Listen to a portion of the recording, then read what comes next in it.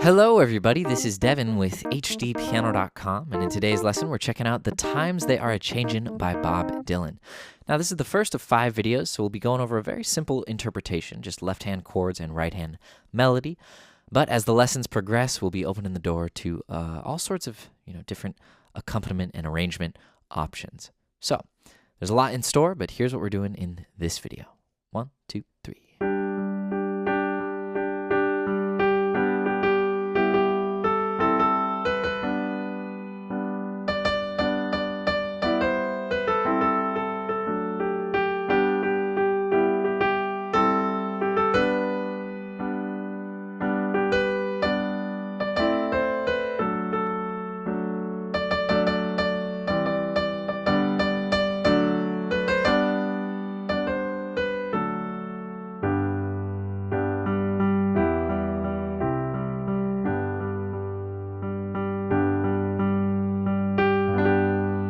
All right, so that got us all the way up to the second verse.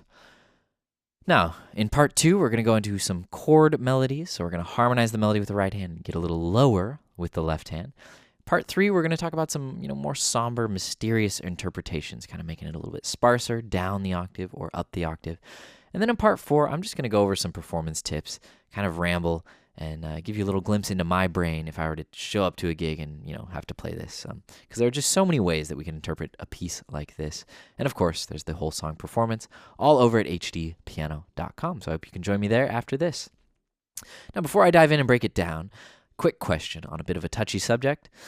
This is an anthem for change. He wrote this in 1963, was released in 1964, and I think he's very well known for writing, fairly political music. I'm just curious what other political artists or pieces of political art that you guys, have been inspired by. It's a tough medium. It can be really great like Bob Dylan, or it can be a little bit like I don't know. So comment below with your favorite political art, or just anything in that realm that has touched you. All right, so we are in 3/4. Hence the 3/4 count off at the beginning, and we're in the key of G major. So real quick, let's just get our bearings here. This is our G major scale, and we're only going to be working with these 7 notes for the entire piece. Note the accidental there, F sharp. All right, now we're in 3, 1, 2, 3, 1, 2, 3. Keep that in mind. Now, before I even show you what's going on, I just want to mention that this is a folk piece. This is not this is not classical music. There is no perfect way to play this, and even playing it on piano is tough. It doesn't have the same sound. It's there's a reason most folk musicians play guitar. So we'll make it work, but I encourage you to really just explore this and walk away with this, with a palette of information that you can then draw from to kind of come up with your own interpretation. Okay? So we start off with a little intro. And that's 1, 2, 3, 1, 2, 3, 1, 2, 3, 1. Middle C is here, so we've got D and G in the right, G in the left. On the recording, by the way, this is based off of the studio version. There's also a few live versions, but they're all more or less the same, but they do have their differences. But like I said, this applies to everything. So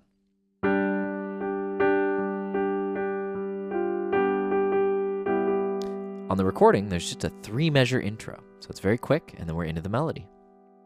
1, 2, 3, 2, 2, 3, 3, 2, and 1. We're into verse 1. So let's look at the chords. We're more or less working with 4 chords in this piece. G major, E minor, C major, and D major. We'll see a couple different options like A minor, but honestly, that's pretty much it. So we've got G, B, and D for G major, E, G, and B for E minor, C, E, and G for C major, and D, F sharp, and A for D major. These are all root position, but I implore you to learn the inversions because we'll be using various inversions of each of these chords. So an inversion would be root position. Take the bottom note up an octave. We get first inversion. Take the bottom note up another octave, and we get second inversion, right? So G, B, D, B, D, G, D, G, B. One more time, and we're back to root position. Now you can do this with each of the chords. And if you get this under your fingers, you'll be all set, and the rest of the piece will be a breeze. Okay, so let's look at the first kind of two phrases in the melody.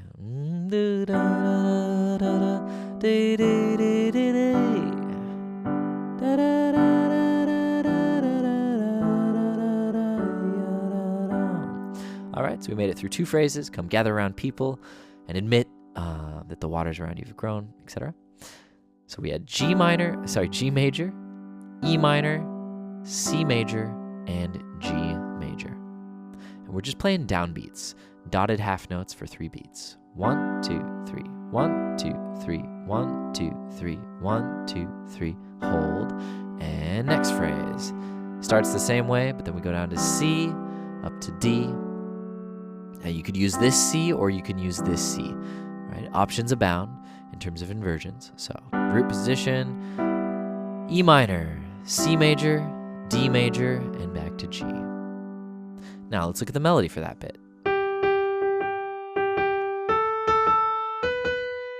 That's our first phrase. G, G, G, G, G, G, A, B, B. Very simple, 3 notes. And admit that the waters around you have grown and accept. So D, D, D, D, D, D, C, B, A, G, G, G. Now if we put the two together, it looks like this, nice and slow. 1, 2, 3.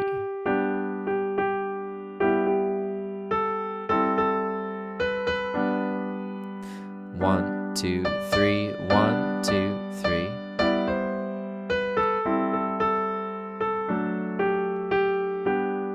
All right, so let's move on. And accept it that soon you'll be drenched to the bone. G, E minor, C, G. Now you could also play it G, E minor, C, G. Right, we've got options. Melody, and accept it that soon you'll be drenched to the bone. Again, just 3 notes. G, G, G, G, G, G, G, G, A, G, A, B.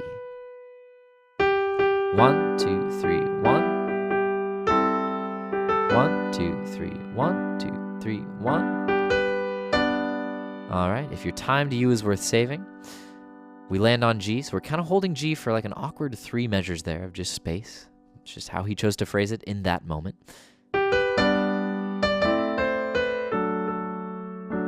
If your time to you is worth saving, we have G, A minor, D, D.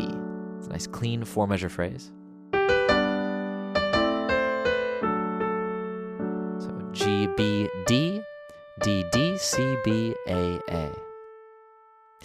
All right, so that leaves one more phrase before the refrain. I guess they're all, this is like the start of the refrain. Then you better start swimming or you'll sink like a stone. Well, that's pretty easy, just D, and then the refrain. B, C, D, D, C, B, A, G. All right, so that's over D, C. All right, so that was D, C, G, D. And you'll notice I'm walking down there. Moving down to this inversion, now back to this inversion, G down here, D, and then I'll probably come up for root position. They are a-Changin. All right, one more time from there.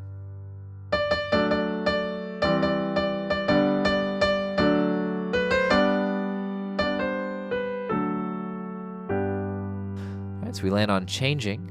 That's D to G, and then we have a little harmonica interlude for 7 measures, and it looks like this. One more time, sorry.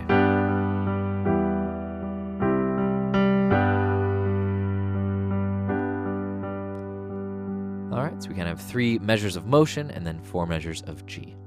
So G, E minor, C, and back to G. 2, 1, 2, and we're into the second verse. All right, so there you have it. What I'll do now is just play it through from the intro to that second verse, nice and slow. And then I hope to see you over at HDpiano.com so we can dive into more ways of interpreting this piece.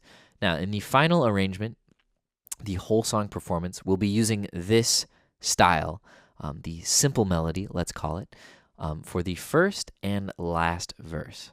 We're going to kind of structure it like simple melody, chordal melody, dark and somber melody, back to the chordal melody, and back to the simple melody, since there are 5 verses. Just want to throw that out there. But here we go. Nice slow demo from the top to the second verse. Here we go. 1, 2, 3.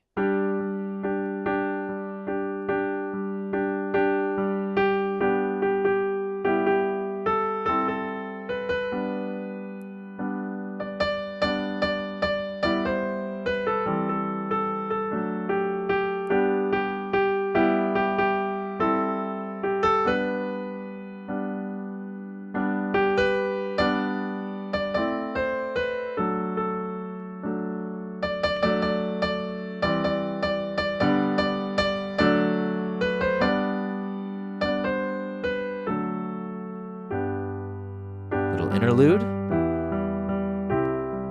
G,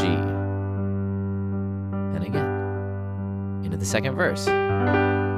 All right, so great work, my friends. It's a wonderful piece, and it's fun to teach it because it kind of presents its own unique challenges in how much flexibility there is. Well, my name is Devin with HDpiano.com. It's been a pleasure, and I hope to see you at the site for the rest. In the meantime, like and subscribe on YouTube and follow us on Facebook, Instagram, and Twitter. Take it easy.